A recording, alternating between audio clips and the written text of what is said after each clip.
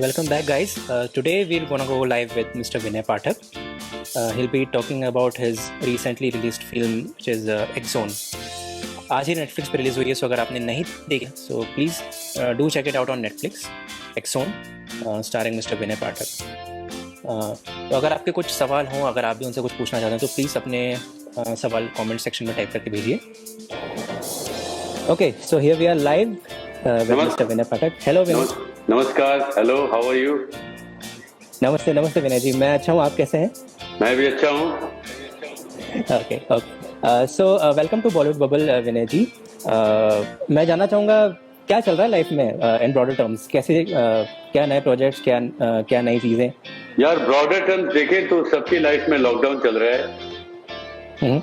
और ये सिर्फ हमारे देश में नहीं, समूचे विश्व में ये हालत है. सब लोग लॉकडाउन में फंसे हुए हैं. सब लोग इस महामारी से जूझ रहे हैं और बहुत प्रयास, बहुत कोशिश की जा रही है कि किसी तरह इसका कोई निवारण निकाला जाए. तो ये त्रासदी हमारे इर्द गिर्द है. इसके अलावा तो मैं आपसे बातें कर रहा हूँ, सब कुछ ठीक ही है. Okay okay. और आपकी नई film Akhuni or Axone, please do help me pronounce it better. Is it Akhuni or is it Axone? It's Akhuni. It's pronounced akhuni.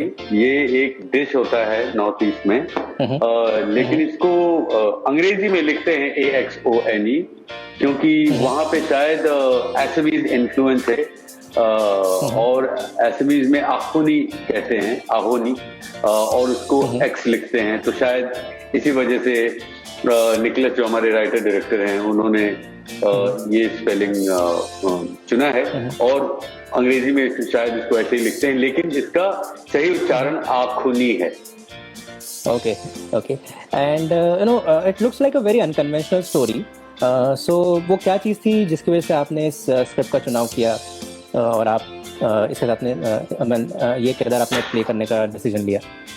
अगर मैं आपको ईमानदारी से बताऊं तो इसकी पहली और इकलौती वजह थी निकलस. ये फिल्म के राइटर डायरेक्टर हैं, मेरे बहुत अच्छे मित्र हैं. और इन्होंने एक फिल्म बनाई थी मंत्रा इसके पहले, जिसमें रजत कपूर हैं.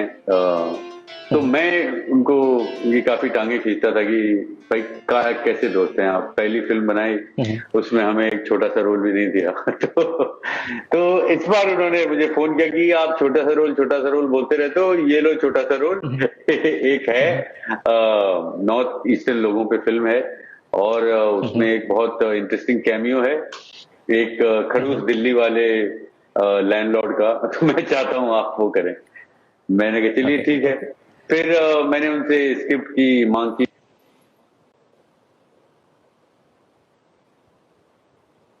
जी मुझे, और मैंने स्क्रिप्ट जब पढ़ी तो मैं बहुत खुश हो गया, बहुत कायल हो गया उनकी राइटिंग का, स्क्रीन प्ले का.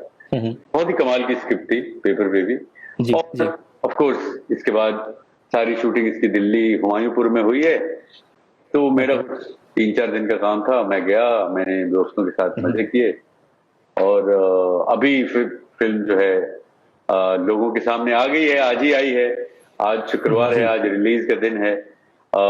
नेटफ्लिक्स पे है. मैं चाहता हूँ कि ज्यादा से ज्यादा लोग इस फिल्म को देखें. बहुत ही डिलाइटफुल फिल्म है. It's a comedy and it's very funny and very satirical.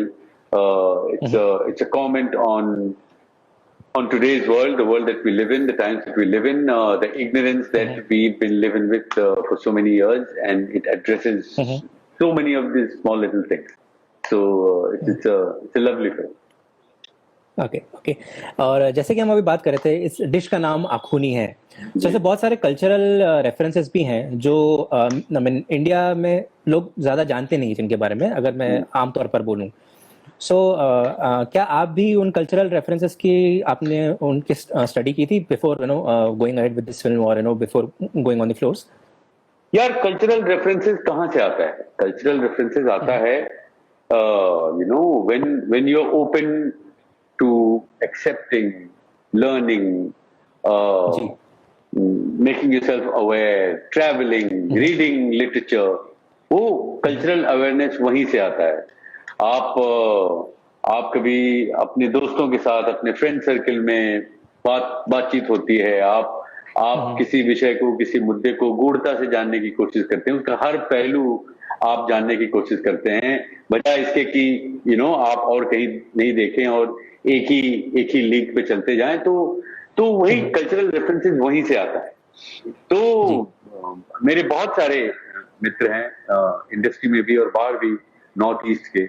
मैं अक्सर जाता रहता हूँ, वो इलाका मुझे बहुत पसंद है। वो नॉर्थ ईस्ट पूरा रीजन जो है, जो सेवन सिस्टर्स हम कहते हैं, चाहे वो मणिपुर हो जाए, मेघालय हो जाए, सिक्किम, नागालैंड, मिजोरम, अरुणाचल, असम, ये बहुत ही सुंदर, मुझे याद है बचपन में हम लोग भूगोल, ज्योग्राफी की क्लास में हमें बताया जाता था कि चेरापूंजी वो जगह है जहां सबसे ज्यादा बारिश होती है। इट्स नोन फॉर, ये बचपन में मैंने ज्योग्राफी की क्लास में पढ़ा था। और ये बात वो बच्चे थे हम, तो हमें लगता था कि कितना ही मजा आता होगा ना, वहां के तो लोग रोज बारिश होती होगी, और बारिश मुझे बहुत पसंद थी। तो मेरा जो बाल दिमाग था वो ये सोचता था कि एक दिन ना मैं चेरापूंजी जाऊंगा और वहां पे बहुत दिन रहूंगा, क्योंकि रोज बारिश होगी। उस समय हमें यही समझती कि वहां सबसे ज्यादा बारिश होती है, इसका मतलब वहां रोजाना बारिश होती है, बिन मौसम भी बारिश ही होती रहती है। तो लेकिन जब हम थोड़े से बड़े हुए, थोड़ी सी और पढ़ाई की हमने, तो हम गए वहां, चेरापूंजी गए, हमने देखा इतनी खूबसूरत जगह है।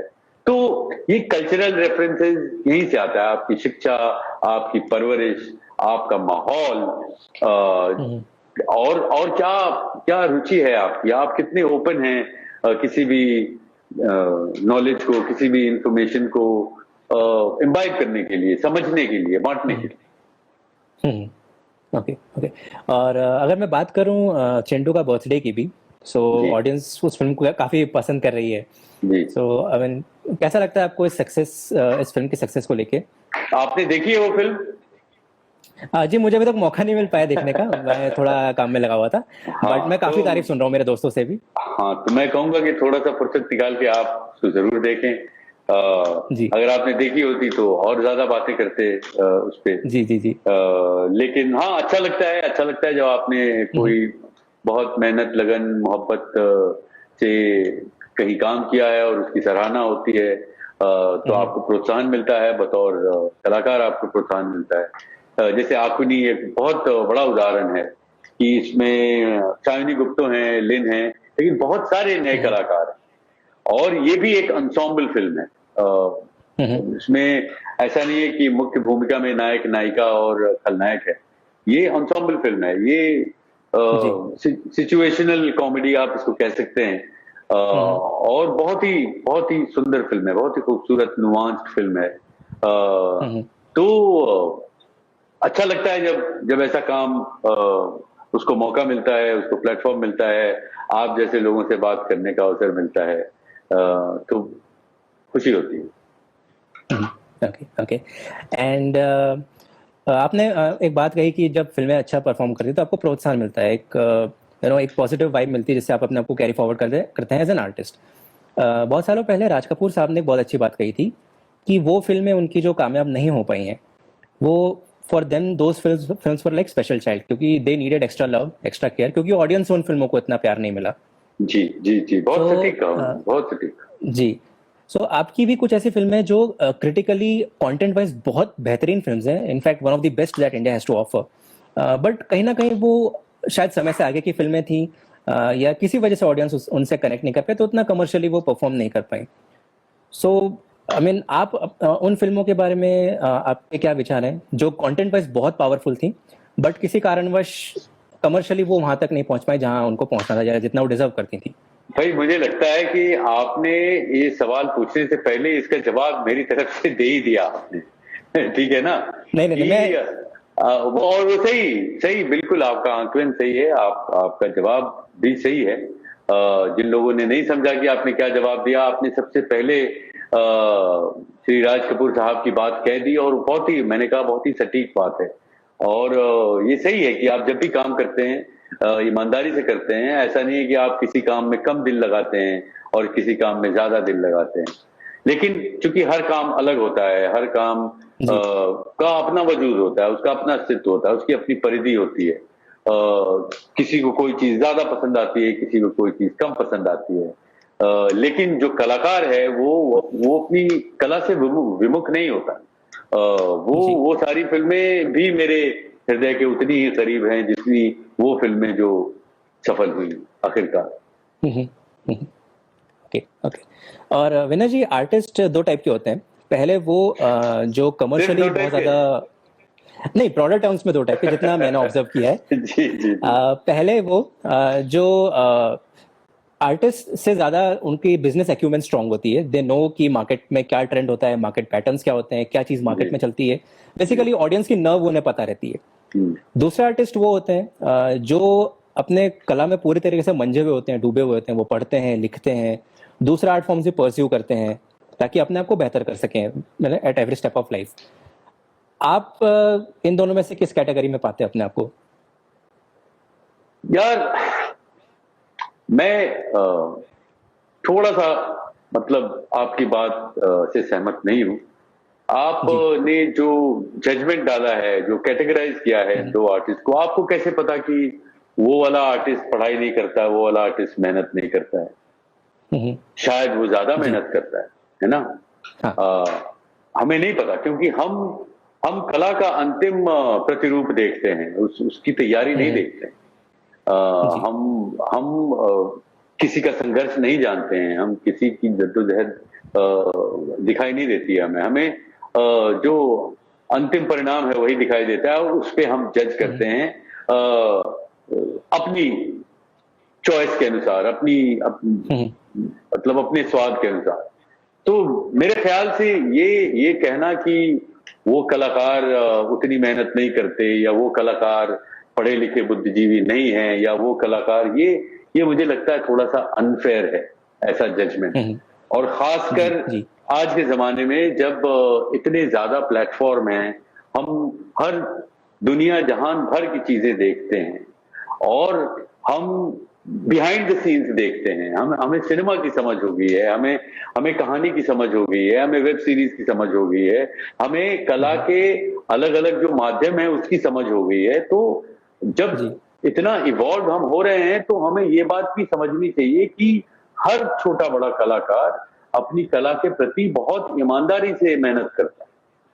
तो उसको मतलब उसके बारे में ऐसी राय देके कि एक कम पढ़ाई करता है, एक ज्यादा पढ़ाई करता है, मुझे लगता है क्योंकि आखिरकार जिस कलाकार का फन, जिस कलाकार की कला बाहर सामने आती है, वो उसके बरसों की मेहनत का नतीजा है। और हमें ये समझना चाहिए, ठीक है वो पसंद नहीं आई आपको, या वो उतनी ज्यादा मतलब होता है ना कि आप रोजाना खीर बनाएं, तो एक दिन खीर थोड़ी कल से ज्यादा अच्छी आज बन गई, या आज से ज्यादा अच्छी कल बन जाएगी। लेकिन उसमें आप जब बना रहे होते हैं तो उसमें आप अपनी सारी विधाएं डालते हैं। आप ये नहीं कहते कि चलो आज हम बुरी खीर बनाते हैं, या हम एक बुरी कला की कृति करते हैं। ऐसा कोई कलाकार नहीं करता। हाँ। और कला की कृति में कई तरह की चीजें हैं, कई दूसरे आयाम हैं। so many variables that makes a product an end product. So I think it's a little unfair to judge an artist based on the art that they belong to. Okay. And talking about your characters, किसी भी किरदार में घुसने के लिए एक और मैं कहना चाहूंगा कि ये सारा जो मैसेजेस आ रहे हैं, मैं सारा पढ़ नहीं पा रहा हूं, लेकिन अगर आप पढ़ रहे हैं और अगर किसी का भी सवाल हो तो I'm more than happy to. हाँ, sure. I'll ask those questions. जी. तो मैं पूछा था कि किसी भी किरदार में उस पे काम करने के लिए, उसमें एंटर करने के लिए, उसकी दुनिया में, वो क्या प्राइमर होता है जो आपके सारे कैरेक्टर्स के अक्रॉस आप कॉमन रखते हैं? वो क्या ऐसी चीज है जो आपके स्टेपिंग स्टोन है, अगर मैं इस तरीके से उसे कहूं तो? देखिए, जहां तक एक अभिनेता की बात है, उसकी जो तैयारी की शुरुआत है वो स्क्रिप्ट से होती है। जी। और जो स्क्रिप्ट है, जो पटकथा संवाद कहानी का जो पोथा है, वो एक अभिनेता के लिए बहुत महत्वपूर्ण कुंजी है, आप समझ लीजिए। तो आप जितना उसका अध्ययन करेंगे उतना ज्यादा आपको उस परिधि की, उस मतलब उस समाज की, उस किरदार की, the world that the character comes from, why a certain character does something.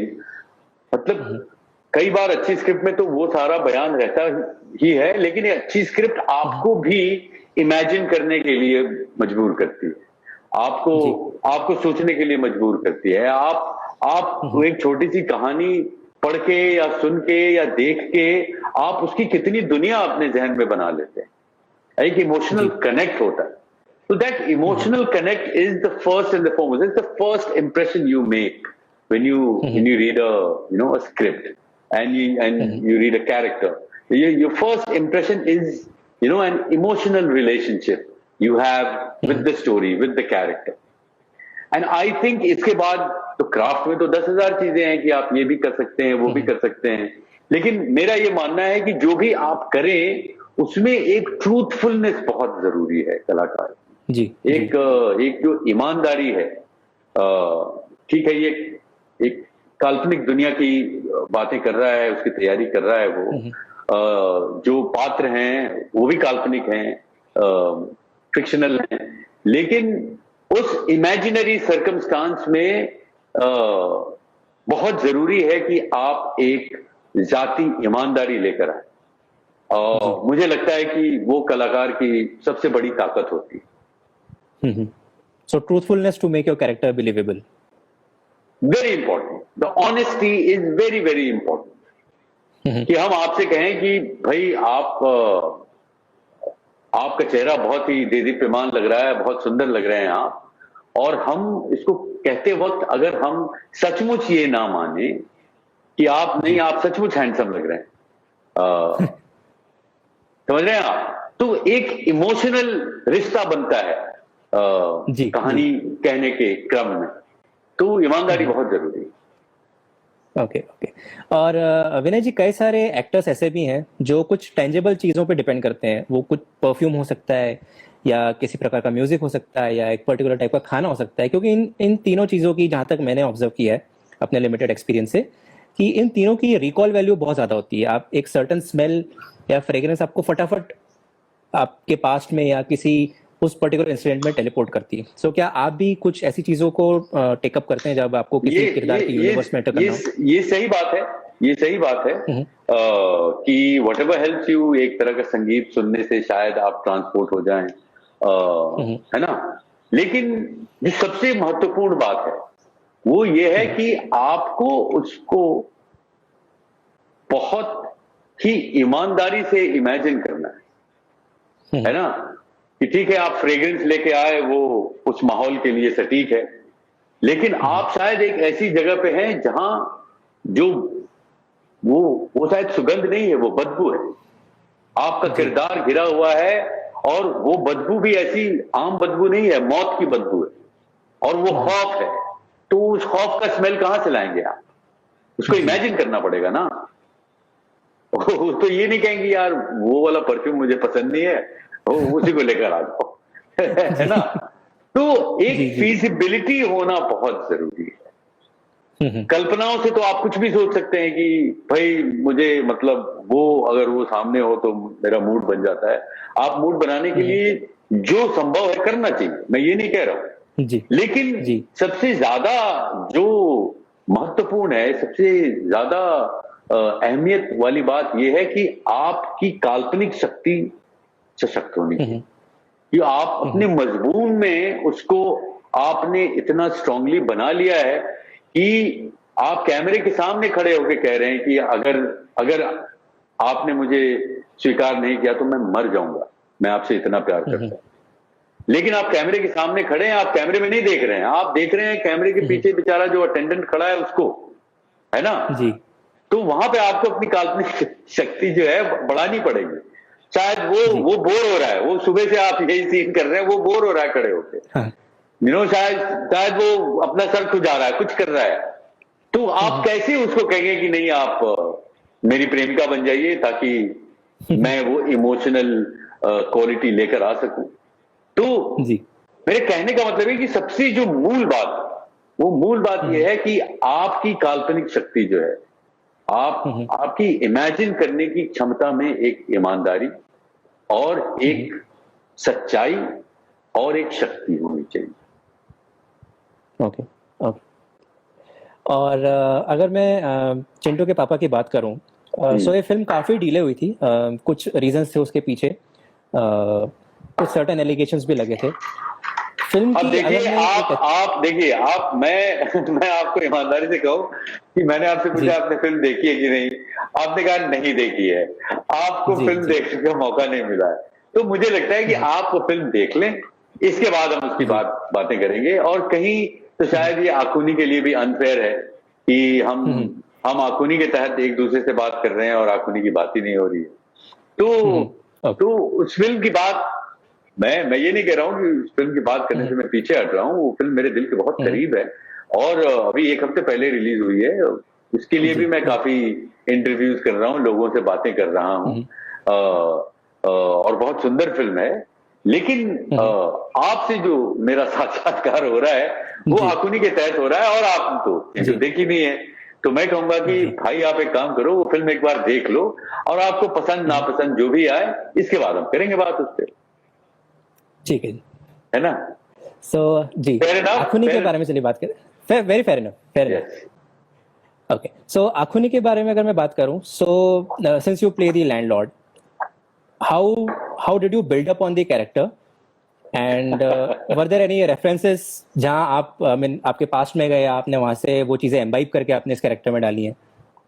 देखिए मैं अभी थोड़ी देर पहले कह रहा था कि एक तो वो छोटा सा रोल है, कैमियो है, बट बहुत ही मजेदार रोल है। दूसरा, एक अच्छे स्क्रिप्ट की निशानी यही होती है कि आपके 3 सीन भी हैं और आप वो 3 सीन पढ़े, उस 3 सीन में समझ में आ जाएगा कि ये इंसान कौन है, क्या है ये इंसान। जी जी, है ना? तो वो सारा विश्लेषण वो सारा था स्क्रिप्ट में, वो हमारे स्क्रिप्ट के डायरेक्शन में था कि ये कौन है इंसान। अब एक तो ये भी हो सकता है कि भाई उस 3 सीन के लिए मैं जाके किसी लैंडलॉर्ड से मिलूं, है ना, या मैं खुद लैंडलॉर्ड के साथ 3 दिन बिताऊं और देखूं कि कैसा महसूस होता है। ऐसा नहीं है, आप अपने जीवन के तजुर्बों से, अपने जीवन के अनुभवों से आप बहुत सारी चीजें, है ना, जैसे आपने कहा कि आपके अनुभव के अनुसार 2 तरह के कलाकार होते हैं, एक वो वाले होते हैं और एक वो वाले होते हैं, ठीक है ना? तो आप उस निष्कर्ष पे पहुंचे अपने अनुभव के अनुसार ही ना। जी जी, मैं उसी तरह से कहता हूं कि जहां एक कैरेक्टर की तैयारी की बात है तो वहां एक स्क्रिप्ट का सशक्त होना बहुत ही अनिवार्य है।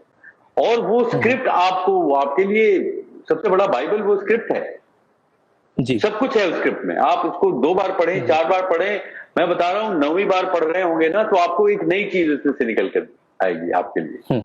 तो वो सारा कुछ स्क्रिप्ट में था। और मैं किराए के मकान में बहुत रहा हूं अपनी जिंदगी में, तो मेरा पाला भी बहुत सारे मकान मालिकों से पड़ा है, हर तरह के पड़ा है, तो मतलब उतना कठिन नहीं था, because it was a well written script. Okay okay.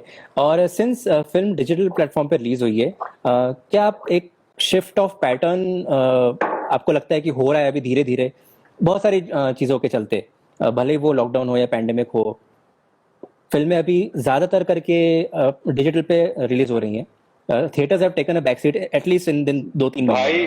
भाई मैं आपको एक बात कहता हूं, अभी कोई बैक सीट फ्रंट सीट तो है नहीं, अभी के माहौल में एक ही सीट है और वो है OTT, ठीक है ना जी। अब जब सिनेमा घर जब खुलेंगे और किस तरह से खुलेंगे, कितने दिन बाद खुलेंगे, उसमें फिल्म कैसे रिलीज हो गई, ये इसकी बातें करना बस अटकलें लगाना है।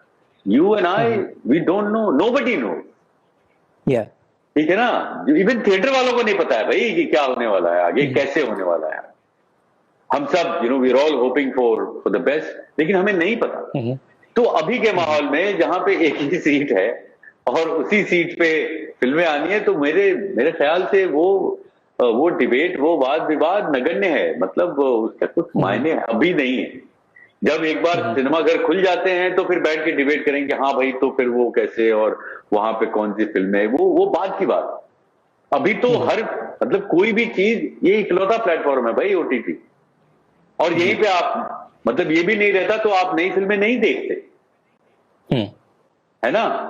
तो अभी तो उस बहस का कोई मतलब नहीं है। जब सिनेमाघर खुलेंगे तो वो बहस भी करेंगे। जी जी। सो अब हम फैन क्वेश्चंस लेंगे विनय जी। सो नमन भूतरा पूछते हैं कि Bheja Fry two I mean, is it on the cards since Bheja Fry 3, is it on the cards since Bheja Fry 2 didn't do that well? So if you could update us on that. नमन जी को मेरा नमन, बहुत बहुत धन्यवाद भेजा fry से जुड़ने के लिए। नमन जी, क्या है कि भेजा फ्राई पहली वाली जो इतनी सफल थी और इसके बाद जो दूसरी आई वो भी सफल थी, लेकिन उतनी नहीं थी जितनी पहली वाली थी, तो इसलिए लोगों को लगा कि अब भेजा fry 3 had been on the cards since भेजा fry 2 started to get made। तो और आपको पता ही कार्ड्स की बात है, और ना तो मैं पत्ते खेलता हूँ और ना पत्तों के बारे में मुझे ज्यादा ज्ञान है।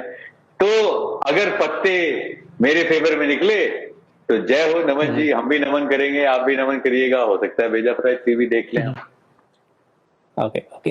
Okay. And Samir Gupta asks, how was it working with Neeraj Pandey in Special Ops? Fantastic. This was my first time that I got to meet Neeraj Pandey because of Special Ops. Earlier, we had almost come together to do something, but it hadn't worked out. और बहुत मजा आया मुझे, बहुत मजा आया। मैं पांडे जी से कहता था कि ये मतलब कमाल ही है ना, इतने सालों से हम भी यहाँ हैं, इतने सालों से आप भी यहाँ हैं, और हम अब जाके मिल रहे हैं, क्योंकि हमारी कई सारी चीजें समान हैं। हमारे थॉट प्रोसेस, हमारे cinematic values, commitment for detailing, तो बहुत बहुत अच्छा लगा, बहुत मजा आया।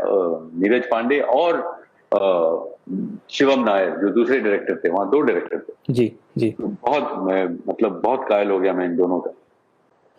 ओके, सो इसी से रिलेटेड मैं एक सवाल पूछना चाहता हूँ।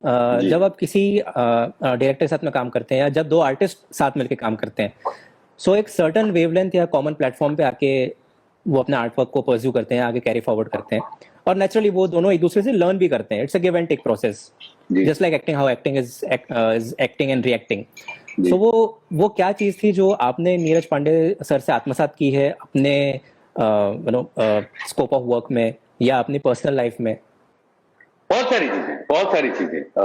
हालांकि कुछ 1.5-2 महीने शूट किया हमने, लेकिन बहुत सारी चीजें, his commitment to detailing is fantastic. और दूसरा कि वो लिखते बहुत अच्छा है जी, और बड़े ही डिलिजेंट राइटर है। एक है ना कि मतलब नहीं वो बैठ के मतलब कमाल का ही कोई लिख देता है, वो बहुत डिसिप्लिन राइटर है। ये मैंने महसूस किया शिवम नायर साहब के साथ, ये मैंने महसूस किया कि वो कलाकारों का जो स्पेस है वो समझते हैं। हालांकि वो मतलब उनको क्या चाहिए ये उनको पता है, लेकिन इसके अलावा भी वो एक स्पेस रखते हैं कि शायद मुझे कुछ और दे दीजिए, शायद जितना मैं सोच रहा हूं उससे भी कुछ अतरंगी शायद निकल जाए। तो ये स्पेस होना, ये अंडरस्टैंडिंग होना बहुत बड़ी बात। तो मैंने ये देखा, और दोनों बहुत ही मतलब इंटेलिजेंट तो हैं, बहुत ही हम्बल लोग हैं दोनों, बहुत ही मृदुभाषी, soft spoken, well spoken, knowledgeable, well read, well travelled. मतलब बौना लगता था मैं उनके सामने, मुझे लगता था कितना सीखना है मुझे इनसे। ओके। मधुपाई पूछती हैं कि अखुनी में जो आपका कैरेक्टर है, वो अभी भी आपके साथ में है या आप उसको धीरे धीरे अपने सिस्टम से क्लेंस कर रहे हैं एज द टाइम गोज?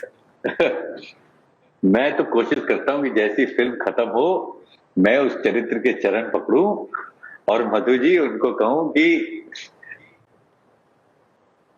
दस विदानिया फॉर एवर, फिर कभी मिलते हैं। Okay okay. उनको साथ में रखने का कोई मतलब बनता नहीं है ना? जी। क्योंकि उनकी भी यात्रा है, उनको भाई करने दें आप यात्रा, आप उनके सिर पे कितना बैठेंगे? जी। तो मैं बहुत ही प्यार से विदा कर देता। Okay okay. और गरिमा दास पूछती हैं कि वो एक क्या ड्रीम रोल होगा जो आप परस्यू करना चाहेंगे, या राइटर्स आप चाहते हैं कि राइटर्स वो आपके लिए वो एक ड्रीम रोल लिखें, या डायरेक्टर वो ड्रीम रोल लेके आपके पास में है? गरिमा जी नमस्कार। पहले तो मैं ये कहना चाहूंगा कि ऐसा कोई ड्रीम रोल मेरा है, क्योंकि मेरे शायद काम करने का तरीका ही बड़ा अजीब है। मुझे स्क्रिप्ट ज्यादा फैसिनेटिंग लगता है कैरेक्टर से। बतौर एक्टर मुझे लगता है कि मतलब बहुत ही कमाल का वो कैरेक्टर मैं प्ले करूंगा, लेकिन स्क्रिप्ट अच्छी नहीं लिखी है तो मतलब कोई फायदा नहीं है उस कैरेक्टर में। और मेरा ये भी नहीं है कि मुझे वो बायोपिक करना है या वो करना है, नहीं, मुझे अच्छी स्क्रिप्ट अच्छी कहानियां गए और उसका फैसिनेशन मुझे बहुत ज्यादा है गरिमा जी, कि I want to be part of different myriad wonderful various kinds of tales, not just one kind of story, है ना? मतलब आप बच्चों को जब कहानियां सुनाते हैं, जब एक ही कहानी आप बार बार सुनाएंगे तो बच्चा भी कहेगा कि मेरी दो बेटियां हुई थी, कि जब कोई दूसरी कहानी सुनाइए ना। क्योंकि मतलब हमारी कल्पनाओं को भी एक वो चैलेंज मिलना चाहिए। तो मेरे लिए सबसे थ्रिलिंग पार्ट जो है वो है कि नई कहानी कहने का अवसर। You know, if one is able to tell different tales, different stories, different kind of stories through many different characters, wow, for me that's the ultimate. Okay okay. And Zubair Shaikh actually वो बोलते हैं कि सर इतने साल हो गए, अब तो चलो दिल्ली 2 बना डालिए। जुबैर साहब बहुत बहुत शुक्रिया आपका। आप कह रहे हैं तो अच्छी बात है, मैं ये आपकी बात अपने निर्माताओं तक पहुंचा दूंगा और वो बनाएंगे चलो दिल्ली 2, तो हम भी आपके लिए लेकर आएंगे चलो Delhi 2, why not. Okay okay. और एक चीज मैं जानना चाहूंगा विनय जी, खोसला के बारे में। बेहतरीन फिल्म है, दिबाकर जी की डेब्यू फिल्म थी और नेशनल अवार्ड ले गई थी। उनकी अगली फिल्म भी नेशनल अवार्ड से नवाजी गई थी, ओए लकी लकी ओए। सो पहली बार जब आप दिबाकर जी से मिले, यू नो, एन आर्टिस्ट और storyteller of that calibre along with Jaideep Sahni, so what was your first meeting like, और वहां पे क्या एक्सचेंज ऑफ आइडियाज थे आप दोनों के बीच में? यार मैं दिवाकर से पहले मिल चुका था, खोसला के बहुत पहले मैंने दिवाकर जी के साथ एक एड फिल्म की। ओके। और उस एड फिल्म के दौरान हमारी दोस्ती हो गई और दोस्ती हुई थी, तो फिर वो दिल्ली में रहते थे उस वक्त, तो हमने तो दिल्ली में भी जाके शूट किया, कुछ यहाँ पे शूट किया। इसके बाद वो जब मुंबई आते थे तो मुलाकात होती रहती थी। उसके बहुत दिनों के बाद वो मेरे पास आए खोसला का स्क्रिप्ट लेके कि भाई ये एक स्क्रिप्ट है, आप पढ़िए। तो मैंने जब स्क्रिप्ट पढ़ी तो मैंने कहा कि कमाल है। तो बल्कि हमने एक ऑडिशन रीडिंग भी की, you know, which he recorded. तो I actually read for Khurana's part. Okay okay. क्योंकि वो पार्ट था, क्योंकि उसमें काफी सारे किरदार थे, तो उन्होंने मुझसे खुराना का पार्ट पढ़ने के लिए कहा और मैंने खुराना को अपनी तरीके से पढ़ा, यू नो। मैंने कहा कि मेरा जो मिल्यू है, जो स्ट्रेंथ है, जो मेरी जड़ें हैं, अगर खुराना वहां का हो तो ये भी तो हो सकता है।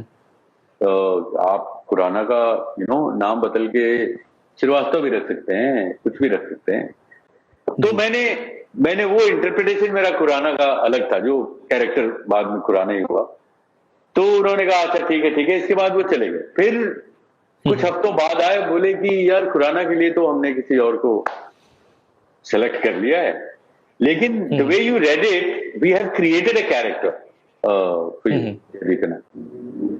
और ये आसिफ इकबाल का कैरेक्टर उन्होंने फिर मुझे सुनाया। उसके लिए ऑडिशन नहीं लिया उन्होंने उन्होंने कहा कि आपने जो ऑडिशन दिया था उसी से निकल के आया है ये किरदार। और then rest is fun. Okay okay. और जोया नूरानी पूछती हैं कि आपके अब तक के निभाए हुए किरदार में से सबसे क्लोजेस्ट आपके हार्ट के कौन सा कैरेक्टर है? जोया नूरानी जी को मेरा नमस्कार। जोया नूरानी या क्या नाम है उनका? जोया नूरानी। जोया नूरानी जी जी। जोया नूरानी जी को मेरा नमस्कार। देखिए क्या है कि ऐसी बातें अभी थोड़ी देर पहले भी हो रही थी कि हमें कौन सी हमारी फिल्म हमें ज्यादा पसंद है। कोई चल जाती है, कोई बहुत हिट हो जाती है तो आपको प्रिय हो जाती है। तो जो भी किरदार हमने किए हैं हम मतलब मोहब्बत से प्यार से किए हैं, लेकिन उसमें दो तीन हैं जो आपके स्मरण में रह जाते हैं। जैसे आपने खोसला घोसला के आसिफ इकबाल की बात की, वहां पे बहुत मजे थे, बहुत एक रिलेशनशिप बना था। मिर्जा फ्राई का कैरेक्टर जो है भारत भूषण का। फिर एक श्रीराम राघवन के साथ मैंने एक फिल्म की थी जॉनी गद्दार, वो जो कैरेक्टर है। फिर एक फिल्म मैंने अनंत महादेवन जी के साथ की थी, गौर हरि दास्तान, जो कि एक पीरियड फिल्म थी। और वो एक किरदार जो है दास जी के जीवन पे आधारित था, और दास जी अभी भी हमारे साथ हैं। तो मैं दास जी से जितनी बार मिला उतनी बार मुझे मतलब खुशी हुई, और मुझे लगा कि शायद ये संपर्क अब टूटेगा नहीं। तो that is one of the characters that had. दस दानिया का कैरेक्टर बहुत है हमारे दिल के करीब। अभी चिंटू का बर्थडे रिलीज हुई है, तो इसकी भी कहानी कुछ ऐसी थी कि इसके साथ बहुत सालों तक जुड़ना पड़ा हमें, और वो जुड़े रह गए, क्योंकि फिल्म की भी अपनी जर्नी होती है। तो इस किरदार से भी मुझे बहुत प्यार बहुत मोहब्बत मिली। तो ये सारे हैं हमारे दिल के करीब। Okay okay okay. और आई मीन वो कौन सी एक ऐसी चीज है जो आप बडिंग एक्टर्स को सजेस्ट करना चाहेंगे, या उन्हें एज अ मेंटोर अगर मैं कहूँ तो उनको आप बोलना चाहेंगे कि ये एक चीज है जिनके चलते आपको आगे अपनी प्रोफेशनल लाइफ में काफी मदद मिल सकती है, या आप अपने आप को बेहतर कर सकते हैं? यार, मेंटोर बनने की काबिलियत और तमीज तो मुझे नहीं लगता है कि मुझ में है, लेकिन मुझे जितना आता है मैं उतना ही ज्ञान बांट सकता हूं। और वंस अगेन जिसकी बात हम लोग अभी पहले कर रहे थे कि आप जिस तरह के कलाकार, कला के कई रूप कई आयाम, अपनी कला के साथ हमेशा ईमानदार रहें, उसके साथ बेईमानी ना करें, उसको उपेक्षित ना करें, उसको शॉर्ट चेंज ना करें, और उसके साथ अपनी कला के साथ जो आपका रिश्ता है उसको बहुत प्यार और पाक तरीके से रखें। मेरा बहुत स्ट्रांगली ये मानना है कि आप की ईमानदारी अपनी कला के प्रति जो है, उससे आपको अपनी कला से बहुत कुछ मिलता है ना। और वो व्यावसायिक दुनिया में कौन कितने पैसे बनाता है, कौन सा कलाकार होके, वो सारी चीजें डिबेटेबल है, और वो इम्पोर्टेंट है भी और नहीं भी। लेकिन बात वो नहीं है ना। बात है कि आप अपनी कला से कितने ईमानदारी से जुड़े हुए हैं, और आपकी कला आपसे कितनी ईमानदारी से जुड़ी हुई। ये बहुत ही खास, बहुत ही खूबसूरत और आपके जीवन का सबसे अनूठा और सुंदर रिलेशनशिप। तो उसको उसकी अहमियत आप पहचाने और उसको कभी शॉर्ट चेंज ना करें। अगर किसी को सुझाव देना होगा तो मैं इतना ही सुझाव दूंगा। Okay. And being an actor, कभी-कभी हमें ऐसे किरदार भी निभाने पड़ते हैं जिनसे हम मॉरल ग्राउंड्स पे भरी सबसे पहले बताएं वक्त क्या हुआ है, क्योंकि मुझे एक दूसरे इंटरव्यू में भी जाना है। जी, वक्त हो रहा है अभी 4:45, 4:45. So, if you want, we can quickly wrap this up. Yes, please quickly wrap it. Otherwise, I will be screamed at. Okay. So we'll take the last question. कई बार ऐसे भी किरदार होते हैं जिनसे आप किसी चीज पे एग्री ना कर पाए, but since it's your duty being an artist, being an actor, so आप उस चीज को कैसे ओवरकम करते हैं? वो एक मॉरल ग्राउंड भी हो सकता है या कोई एक पर्सनल चीजों को देखने का पर्सपेक्टिव भी हो सकता है जिससे आप उस कैरेक्टर से एग्री ना करें. So how do you overcome that barricade? यार मतलब ये आपको खुद से समझना होगा. You know, if you playing a killer, how can you agree with a killer? You understand? How can you say no he did it right? तो वहां पे मतलब it's I think it's a little silly, you know, moral debate. What I am saying is, if you connect with the story, अगर आपको कहानी से साफ का रखते हैं तो उस कहानी के प्रति ईमानदार रहिए ना जी. ये सबसे बड़ी बात है कि आप मतलब ideally, politically, socially you might not agree with a character और विद एन इंसिडेंट, बट तो फिर मत जुड़िए आप उस कहानी से. ये भी है. But don't short change your character. Don't say that I'm doing this character a favor. No, you're not. You know, your only job is to imbibe or, you know, live that character's imaginary circumstance truthfully and honestly. That's your job. So do your job honestly. Okay. Cool. Wonderful. So on that note, thank you so much, Vinay ji. आप हमसे बात की. बहुत शुक्रिया. And I'm sorry the time just ran out talking to you. You're a wonderful. No, that's perfectly fine. You're a wonderful conversationalist is what I was. Yes. We had a good conversation. Thank you. Yeah. Thank you. Thanks a lot, and all the best for Akhuni. Thank you. And somebody asked me what motto I live by. That's Aman Bhatt. Aman Bhattnagar sahab.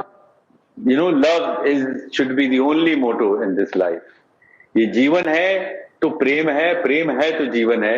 So never compromise on love for life, for your craft, for your parents, for your family, for your friends, for your country, for your society. Love should be in the heart, and it's the best ingredient you can put anywhere. Thank you. Truly, absolutely. Thanks a lot. Thanks. And thanks for listening to me. Thanks a lot. Bye. Yeah. Bye.